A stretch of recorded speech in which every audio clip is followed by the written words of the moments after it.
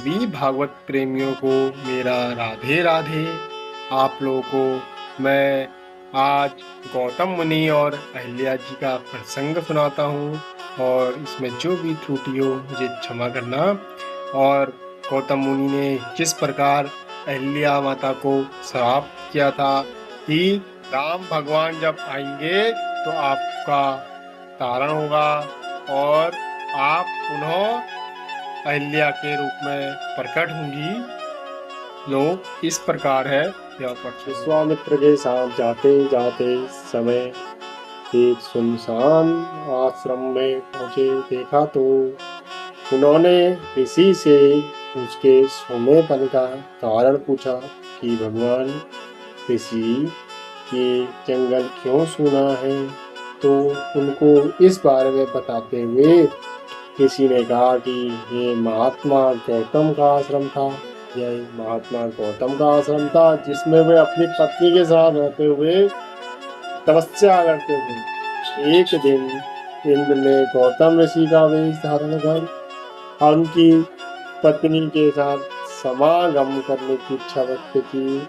मतलब गौतम ऋषि ने जब तपस्या करते हुए धारण करके उनकी औरत के साथ समागम करने की इच्छा व्यक्त की तो इंद्र को पहचान लेने पर भी उस बुद्धि नारी से सुखद आश्चर्य से सोचा, ओहो देवराज इंद्र मुझे चाहते हैं। इस कौतूहल वंश उसने इंद्र के समागम के प्रस्ताव को स्वीकार कर लिया। अवृत्ति के पश्चात उसने इंद्र से कहा कि अब आप यहाँ से चले जाइए। महर्षि गौतम के कोप से उसकी रक्षा कीजिए। अपनी कोप से उसकी रक्षा कीजिए। गौतम के आ जाने की आशंका से इंद्र बड़ी उतावली से वेग पूर्वक भागने का यत्न करने लगा। आप देखिए इंद्र बहुत तेजी से भागने का यत्न कर रहे हैं। तभी तपो बल संपन्न महामुनि गौतम के आश्रम में प्रवेश किया। कपट वेशधारी इंद्र को देखा।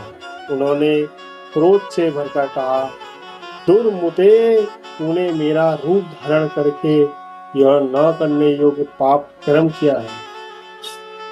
तूने मेरा वेश धारण करके ये न करने वाला किया है, इसलिए तू विफल अंडकोशों से रहित हो जाएगा।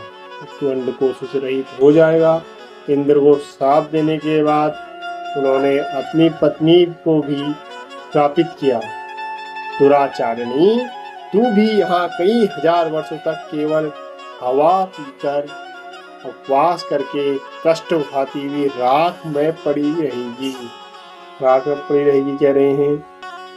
समस्त प्राणियों के अदृश्य रहकर इस आश्रम में निवास करेगी तो किसी को दिखेगी नहीं, अदृश्य हो जाएगी।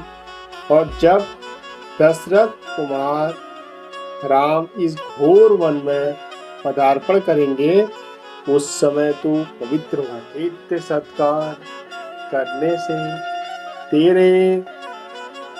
तेरे लोभ मोह सब आदि दोष दूर हो जाएंगे।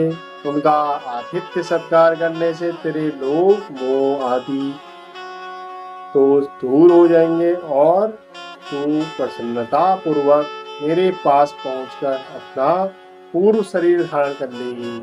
मेरे पास पहुंचकर तू अपना पूर्व शरीर धारण कर लेगी। अहिल्या के बारे में इस संपूर्ण वृत्तांत को सुनकर श्री राम